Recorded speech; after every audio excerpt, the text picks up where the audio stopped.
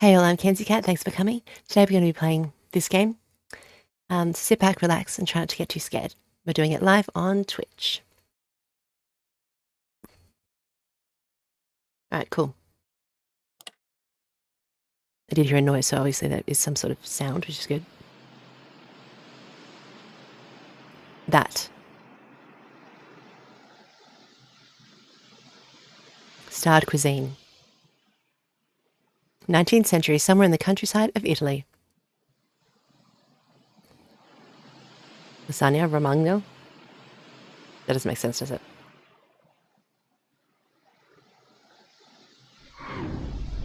Ooh. And then the world died.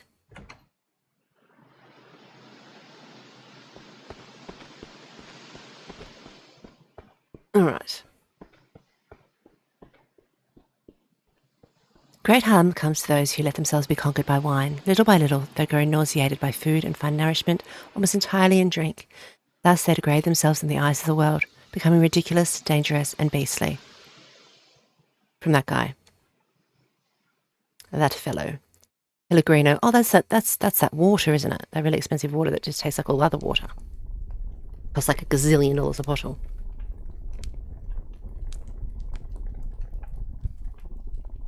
Alright, turn 90 degrees, turn 90 degrees. Okay.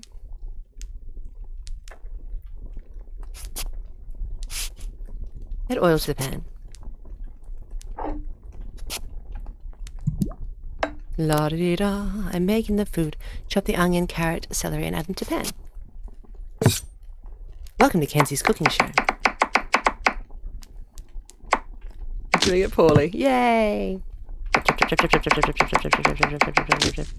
Yeah. And that's how you do it. You chop it into a pulp. Like that is just goop. Goopy goop. Now what do I do? Chop the meat. Is that the meat? Yes. Just beat it to death. Why don't we get a mallet? Seems like it'd be quicker. Pour the red wine. Ooh. Delicious. Chippity choppity. Grab the tomato sauce from the shelf and add it to the pan. Now that I'm trying to move back, I'm trying to keep close enough to the thingy. Tomato shelf off the sauce. This is a very nice place. That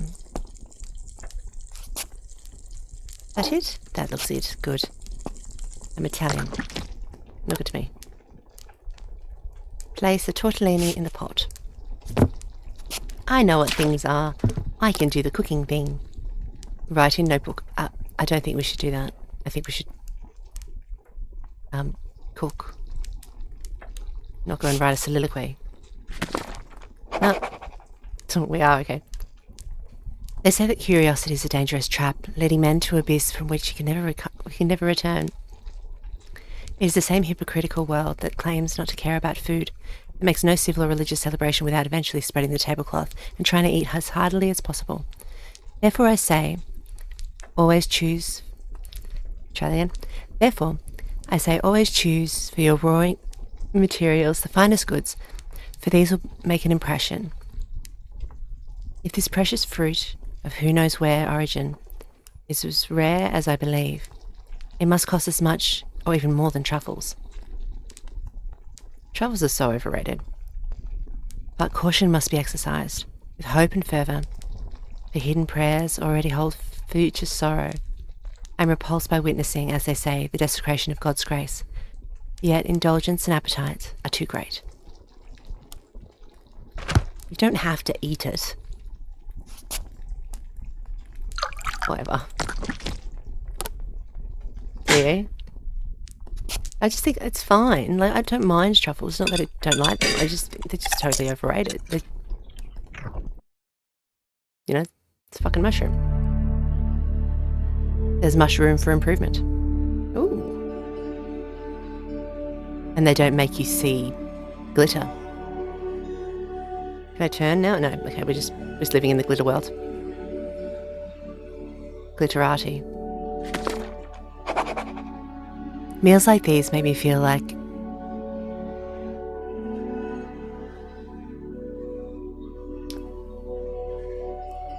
a neophyte? That's not a word.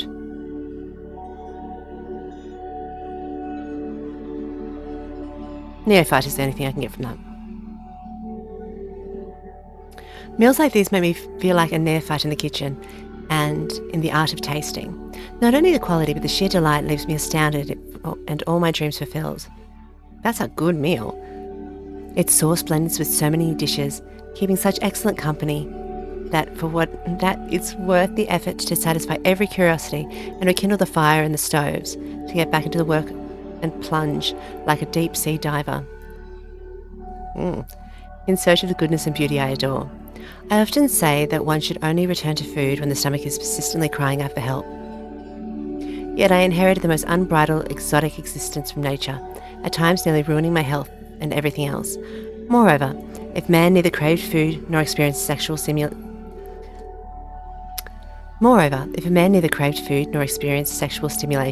the human race would soon perish.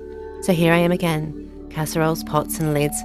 Open your legs, aromas of the undergrowth, sautés and braids of garlic, for I have returned amongst you.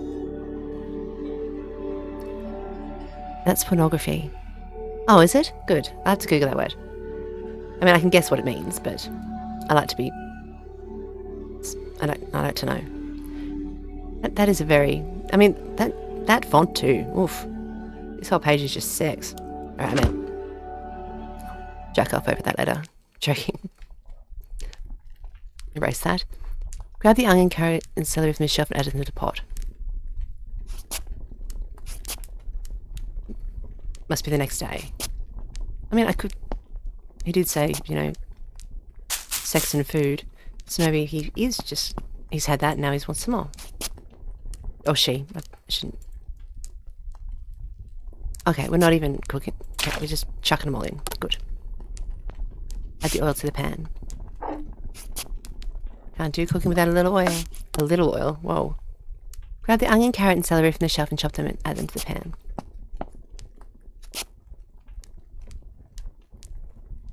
Thank you.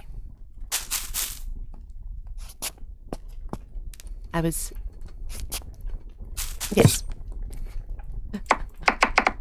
My brain's just thinking about that whole thing.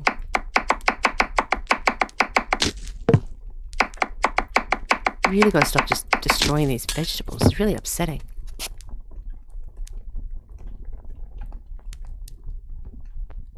I'm thinking about the food I had today. Who cooks chicken without adding any sort of flavour at all? Who? A monster. Go to the cellar and grab the cleaver and cut the meat. Okay.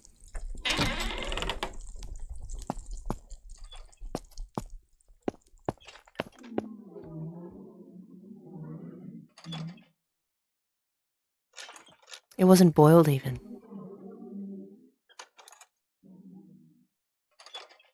I don't want to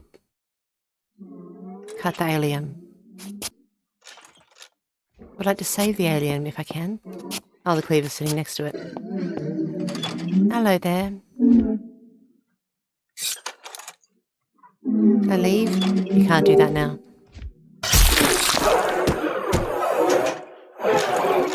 I mean, look at how much space he's got. He could have escaped any time he wanted. And no one in my house is Jim Buddy. Let's do that. Chippity choppity. Chippity choppity, your arm is my property.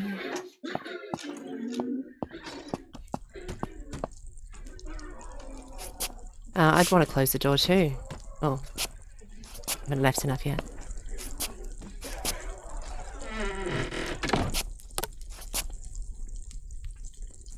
Thank you.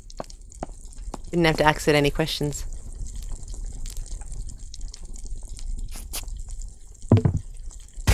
Dusting the alien with flour. To be fair, it looks like octopus. If octopus was green and purple. Like Cthulhu's baby. Pour the broth from the pot into the pan.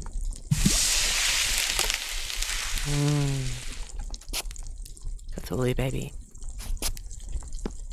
So to get some more tomato sauce? Yes. Delicious. Write in notebook.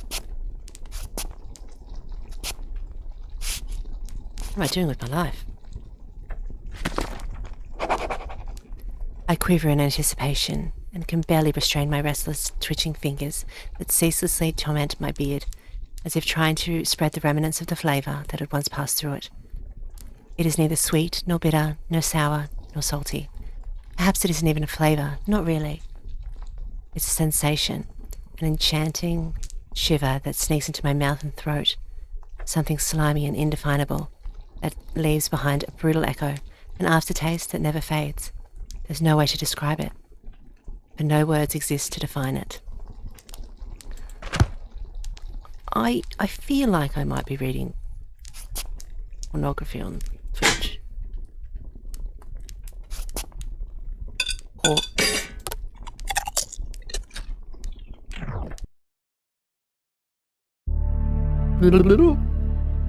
as I'm going into the magical realm of things.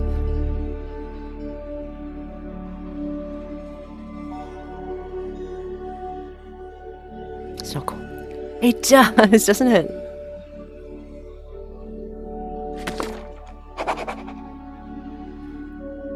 It is certainly a flavour, but not one that human taste has ever experienced before, nor could I ever hope to savour. A shadow that does not exist on the world's taste buds, and that seems to feed alternately and contrary on something within me. Even every other ingredient appears diseased, contaminated by its proximity, producing twisted fruits with a taste so warped that no one would ever dare to try them. I'm going to read this whole thing again. Start from the beginning. I like the font. This is less attractive. Now it feels like whatever. Probably might be easier for me to read. It's certainly a flavour, but not one that human taste has ever experienced before, nor could it even hope to savour. A shadow that does not exist in the world's taste buds and seems to feed alternately and contrary on something within me.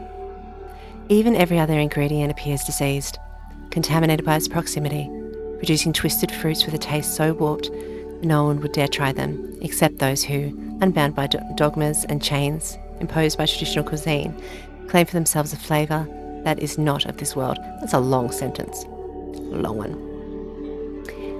It is like a painter's discovery of a new colour or a chilling nuance, one that seems as though it has always been available, ignored by a remote corner of the darkened iris, atrophied, unaccustomed to surprise and unprepared for shock. It's very beautiful. Oh, stop it. Don't stop. Add the oil to the pan.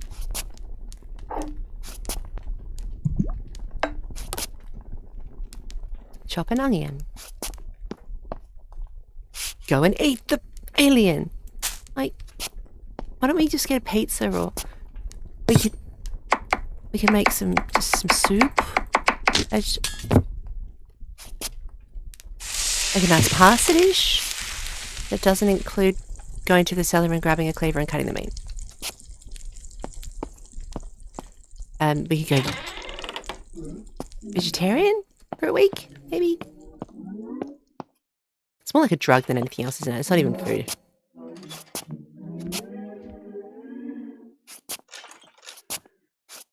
He's addicted to this shit. I mean, if you found an alien like this, right, would your first thought be, I'm going to eat that sucker? Could have. They were very delicious too. Cajun, I believe. Chip it. Alright, go straight for the organs.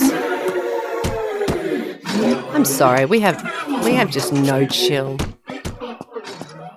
No chill at all. I'm going to leave him alive so I can chop him into bits and eat him. Who stays fresher. We could do is we could chop his head off and then salt the meat, freeze it, Not eat the alien? Few suggestions. Learn to chop.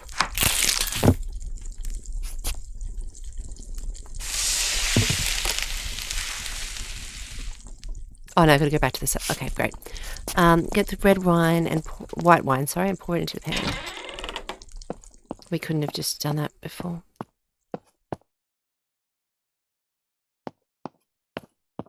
So sorry, buddy. I'm a monster. I understand why you people don't visit us. All right.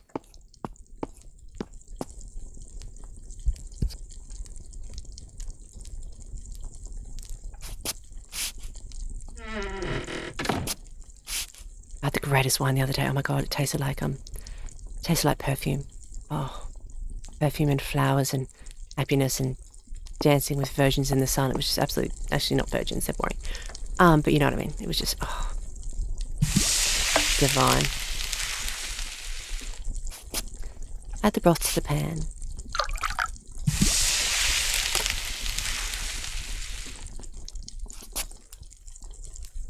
I mean, I was just thinking, like,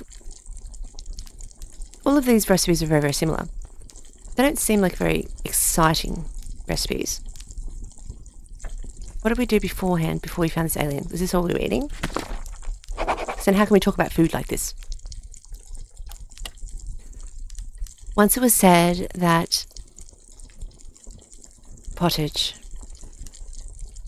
was men's fodder, but this one seems more like the fare of angels and devils, ogres and... Yeah, fuck yourself. That thing. The other ones too. Spirits in the essence of myth. I feel my stomach gnashing its teeth, eagerly preparing for the bestial feast. I listen to the ancestral call of hunger and distinguish every word it utters.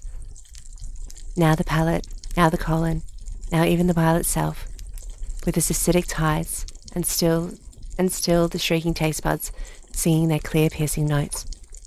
As the pleasure unfolds, alas, a vortex rises from the deep of my innards. A force so impetuous and spasmodic, a spasmodic outburst that fills me with understanding and compassion for all those wild primitive beasts that ruled by passion and violence of the flesh. Then stop eating aliens. Stick with the understanding and compassion and don't do the eating bit. Nimrod. I don't want to chop the meat.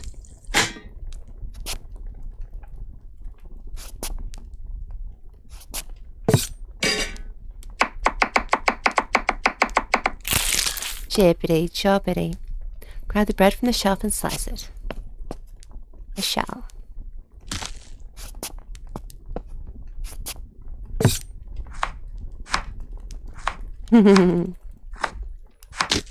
Word from the past, huh? Spread the meat on the... So all of that to make a fucking sandwich.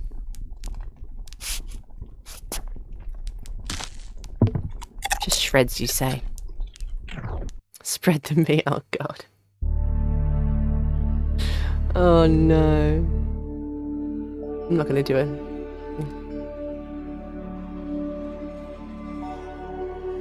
Give it my face for a minute. It's embarrassing. Give it my face. I'm sure I got a funny colour. My word, certain laws lie hidden within the nature of taste, such that I could never have imagined. I feel every fibre of my body twisting and writhing, seethed by new sensation with every bite, for this flesh does not belong to earth, nor does the flavour conform to human order. After a single, meagre taste, such is its power that all other foods lose their usual virtues. Wine turns to water, bread crumbles into ash, and even the air seems laden with an imperceptible scent. Nothing washes away this shadow upon my tongue. It's a great line. As if my very body were learning a new way to perceive the world, a way both wrong and forbidden. Seriously. And yet, what is most terrifying in the heart of this damp night, with my throat parched and my stomach emptied so swiftly that something inside of me, still longs for that flavour. Because you're addicted, son. You've got an addiction.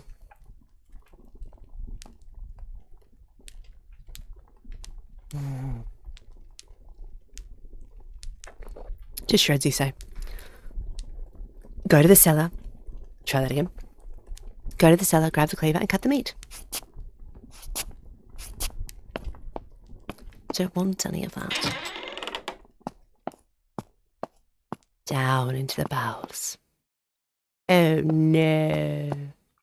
He's gone wrong.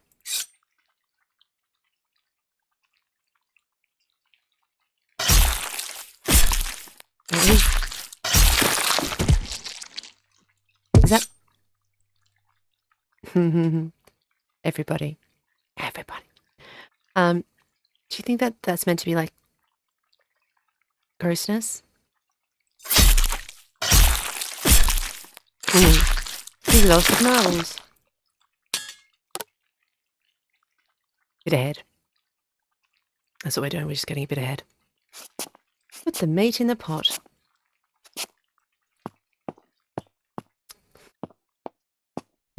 It's brain food. No, you can't. Well, I'm proving that wrong. Wet head. Right, in the notebook. Time for more storytelling. What misfortune, what ill-fated news. Oh, wretched swamp. Oh, foul quagmire. Oh, unholy land that has sheltered me since I was a child. Have you no pity for your own children? You let no food stay wholesome for long. And this one, amongst all, so sweet and precious. You can barely stand abundance. A curse upon you.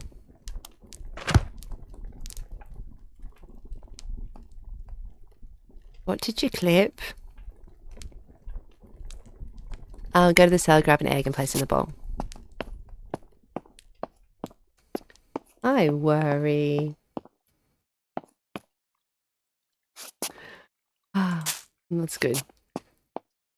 I'm gonna have to go through and clip a whole pile of bits and pieces from this one, I think.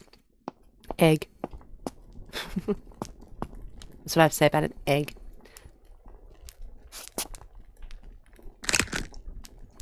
Okay. Add the flour to the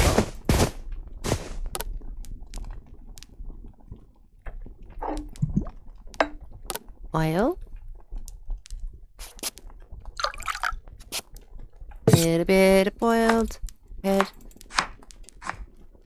Chippity choppity, smash it into little balls. Balls of head. Head balls. Dust the meat with flour. Coat the meat with butter. It's ridiculous. Add oil to the pan. Red head balls. Right in the notebook, of course. My eyes deceived me. I could not but entrust myself to fate. May this change in appearance and these vapours, despite the stench, enhance the flavour, as they do for grappers, seasoned cheeses and cured meats. For I well know that spoiled food at times can hold unexpected effects.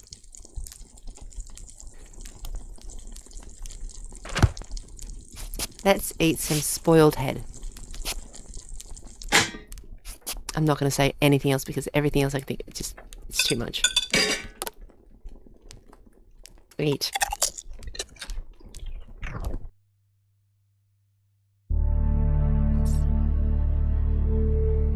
Every time I see this, I think about Hitchhiker's Guide to the Galaxy.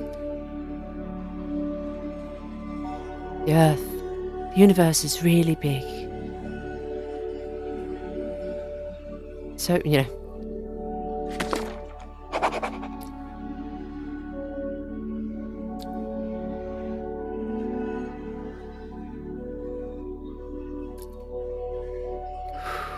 Okay, I'm ignoring that. This time, the tasting was like a walk through the height of summer, a murky, tangled path through flowering garden, where the way was painted in colour and breathed fragrances like a dream. In the vast and luminous expanse, it seemed as if the entire course of my life flowed before me. The path opened beneath an archway of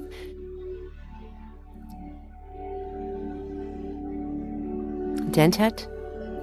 The pathway opened beneath an archway of ivy. I made my way down a gorge, through the patches of light and shadows, stepping where the branches parted onto pools of golden mucosa. And beneath the trees on my left, indistinct blankets of primroses stretched out like carpets. The air seemed to lay soft kisses upon my skin. From the deep belly of the wood came the cooing of wild doves, mingled with warm gastric gurgling of welcome brook. The ground there was so overlain with primroses that avoiding them was impossible, lost as they were in the digestive churn. The sweetness of the air and the green of the fronds, dripping with enzymatic liquors, yes, liqueurs, almost filled me with reverence. At last, I emerged from that great garden, through an orifice of hedge and brambles, sweaty and dishevelled like a man freshly torn from his mother's womb.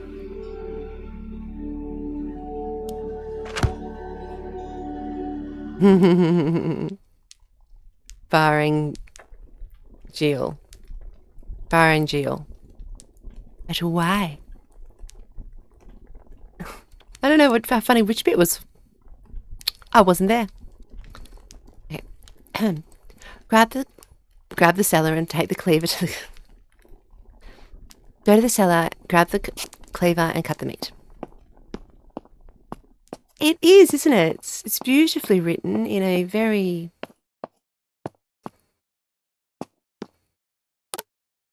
+18 way.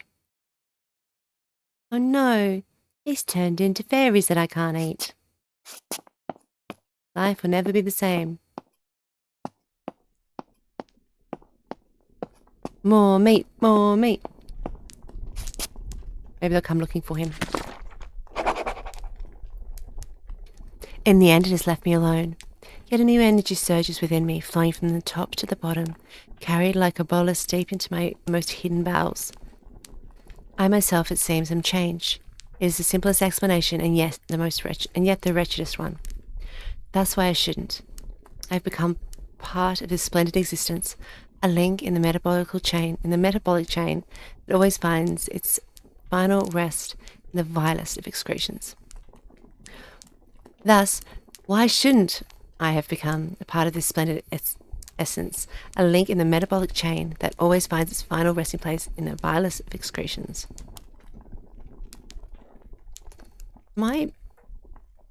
Is this going to get really gross really quickly? And I'm fine with chopping aliens into bits while they're alive. Apparently. I have different lines, First of all, don't chop the alien. Now, don't get the excrement.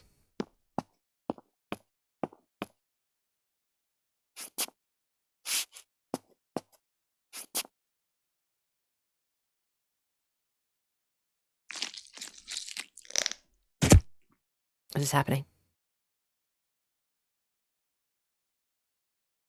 I don't like poop jokes. I don't like saying the word poop. I like to say bathroom. This is happening.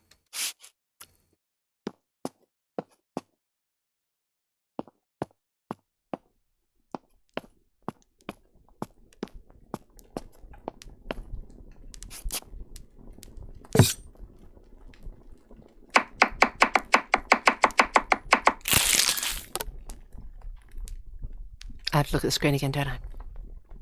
Slice of bread.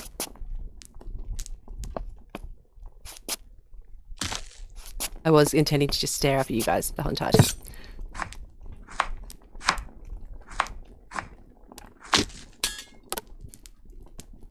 Anything to do with that is no. Spread the dip.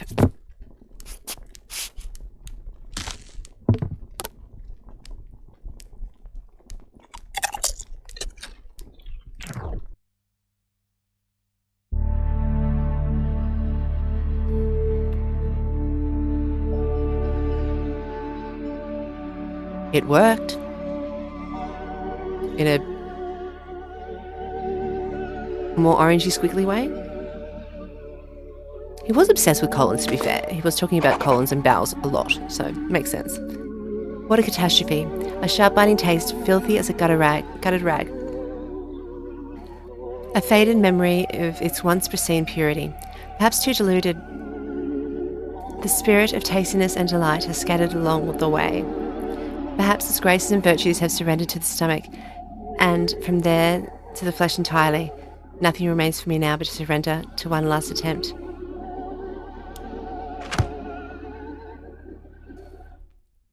Do I look like I'm going to? I could, sit.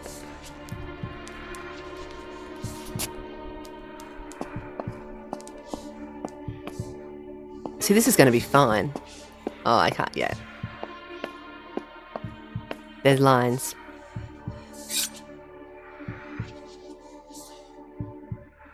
Ready? Ah, choppy chop chop. So this is fine. Yeah.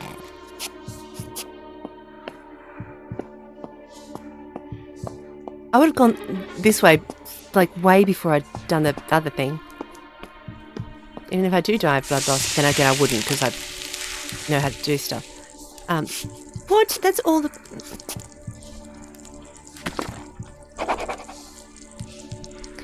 I noticed with a certain astonishment, a twitch in my lashes and tears in my blurred vision. And yet, by some cruel contradiction, my eyes burn like flames on dry stubble, scorched by their own dryness, like earth cracked by drought, the very drought of souls, which has already drained every last tear before it can fall. And thus it happens that, like those who gaze too long upon the high sun, finding no haven in the shadow of night, I feel myself consumed by fire, without a single tear to quench the blaze. I'm totally honest. If that was the size of my arm, like that, I think we had much bigger problems to deal with. Where's the rest of me? Again, it works. Small arms factory.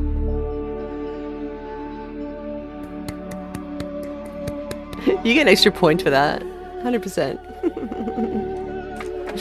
I love it.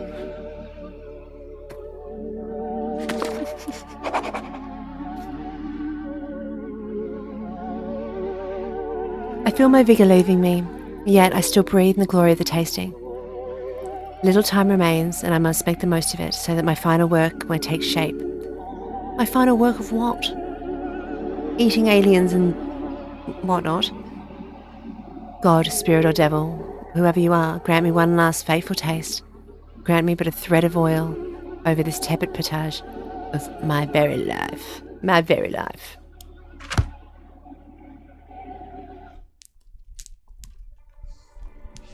Go to the cellar and grab the cleaver and get the meat. Oh, look at that. We've gone wrong in the mine tank. I love it. Why do we leave it down there now? I mean...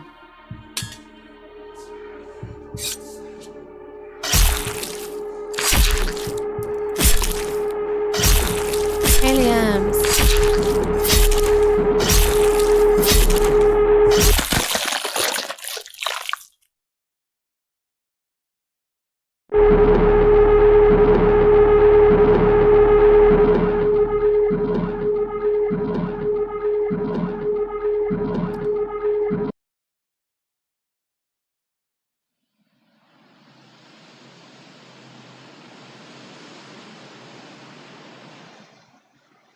Not another one, Lance.